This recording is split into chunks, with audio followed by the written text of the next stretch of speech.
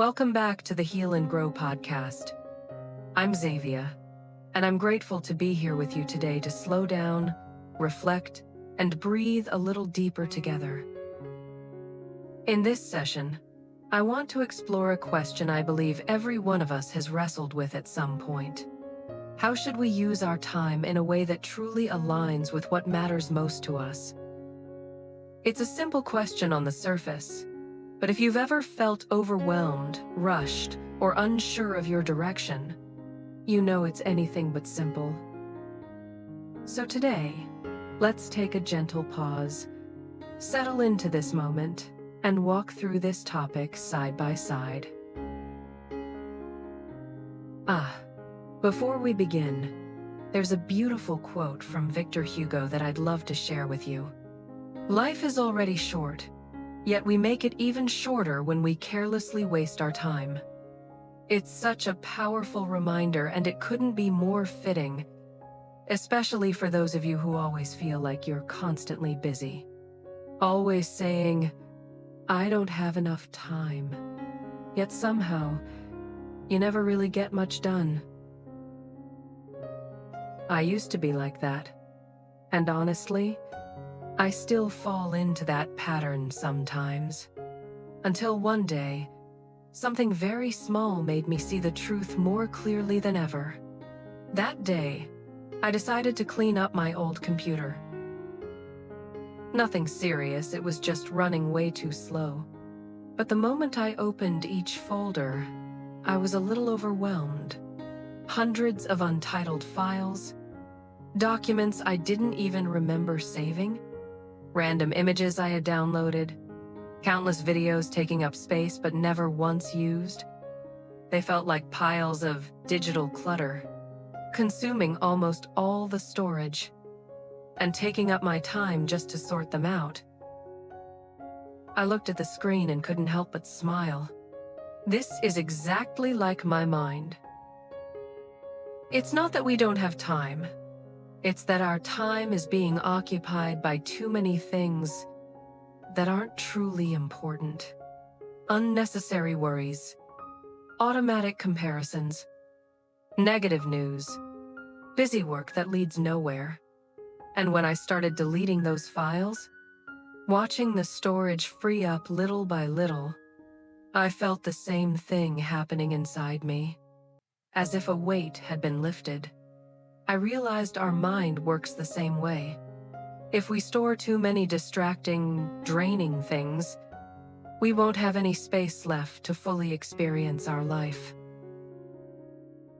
That moment made me deeply understand what Victor Hugo meant when he said, "Life is already short, yet we make it even shorter when we carelessly waste our time."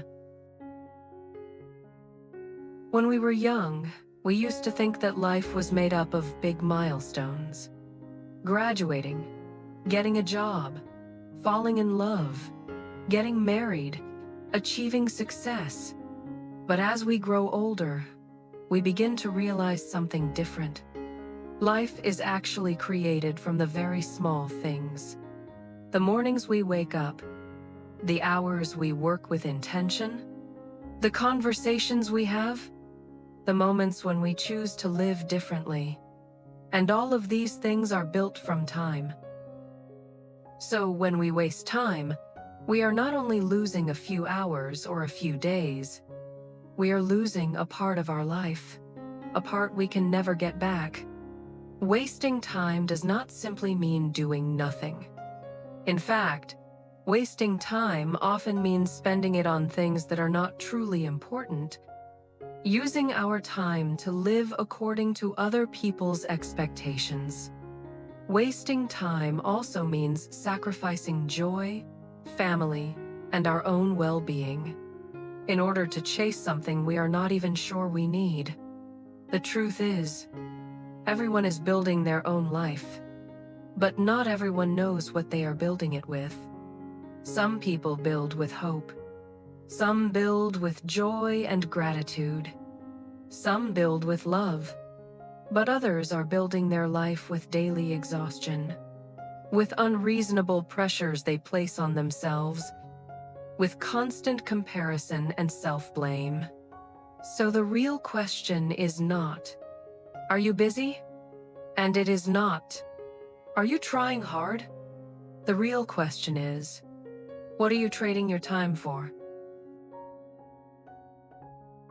If you truly love yourself, you will find every way possible to protect your time, the same way you would protect your life. There is a strange thing that almost everyone falls into. Have you noticed it? Many people keep saying they are overwhelmed with work, that they feel stressed because they don't have enough time. But when we look at how they actually use their time, a very clear truth appears. They are not cutting down their work, they are cutting down their life. Instead of reducing the work that makes them exhausted, they choose to reduce their rest, their personal hobbies, their time with family, their time with close friends, their time to breathe, to heal, and to recharge. When in reality, these are exactly the things that help them recover their energy. Let me explain this a bit more clearly. A person who is exhausted should be sleeping more, but instead, they stay up late, trying to catch up. A person who is stressed should be going out, talking to a friend, laughing a little to lighten their heart. But instead, they shut themselves in and bury themselves in work.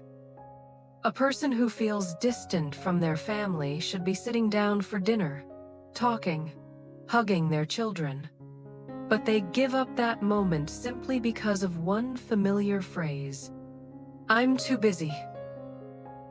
And what is even sadder, many people are willing to work extra hours for their company, but refuse to spend extra time for their best friend, their partner, or the people they love most. They think it is sacrifice for success, but in reality, they are quietly becoming poorer. Not financially poorer, but poorer in experiences, in connection, in happiness. Here is the true paradox. The time you spend with your family, with your friends, and in the small everyday moments, is actually the most valuable time in your entire life. Those memories are what sustain you, what keep you grounded, what help you recover, smile again, and feel alive again. But many people do not know this. They throw away those high-quality moments in exchange for moments that only make them more tired. Have you noticed it? The loop of busyness works like a whirlpool, and you often do not even realize you are caught inside it. First, you feel tired, and because you are tired and afraid you will miss your deadlines, you work more. After working more, you become even more tired. When the exhaustion increases, you start thinking, I don't have time to rest. I should cut out the unnecessary things. So you begin cutting out your joy, cutting out the small hobbies that once nourished your soul. Once joy is gone, your emotions begin to run dry. You become distant from your family, your friends, and even from the people who love you the most. And when your spirit is empty and your feelings are drained, you fall back into the only habit you know, throwing yourself back into work, as if work were the only escape. And of course, the more you work, the more tired you become. And that loop keeps spinning, spinning, endlessly spinning. So the real question is, how should I use my time? The truth is, there is no single answer for everyone. Each of us carries different priorities, different values, and different definitions of what makes life meaningful. I will not tell you what you should do, because this is your life. You have to be the one who decides.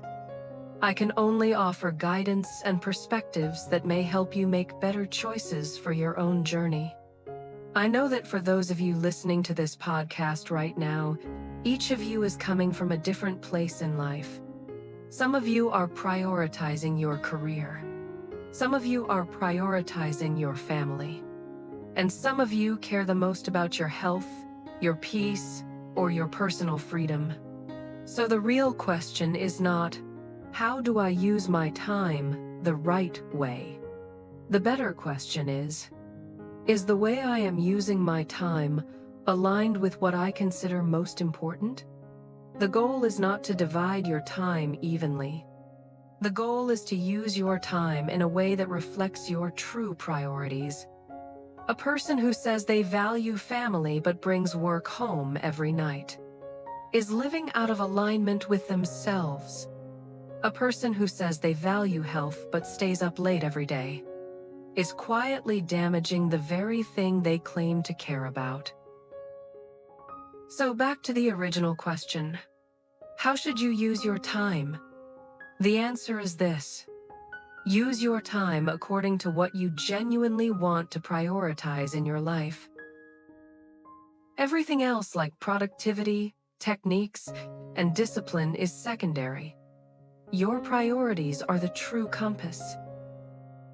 Take a moment to slow down. Ask yourself, do I really need to chase the busyness I am caught in right now? Is it actually making my life better?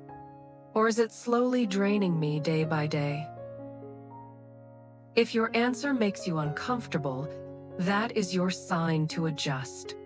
And the adjustment is simple. Do not reduce the things that nourish you. Reduce the things that exhaust you. If you are tired, cut back on work, not on rest. If you feel stressed, increase connection with the people you love. Do not decrease the quality time you spend with your family just to drown yourself in more tasks. If you feel overwhelmed, remove tasks. Do not remove the small joys that actually help you feel alive again. Because at the end of the day, time is your life. Every minute you allocate is a decision about how that life will unfold.